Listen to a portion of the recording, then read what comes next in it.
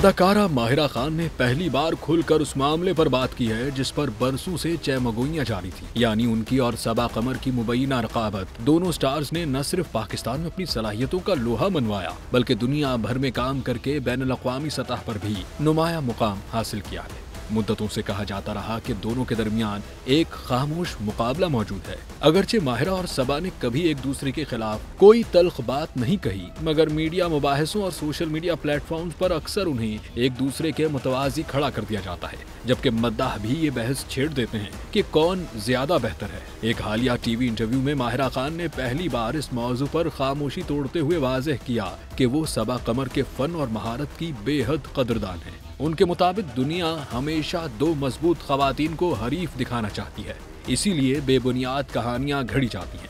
माहिरा ने यह भी कहा कि अगरचे अब तक दोनों ने किसी मुश्तरका प्रोजेक्ट पर काम नहीं किया, मगर अगर कभी ऐसा मौका मिला तो वो यकीनन एक शानदार तख्लीक बनकर सामने आएगा। उन्होंने कहा कि उनके दिल में सबा के लिए कभी मनफी एहसास नहीं रहा।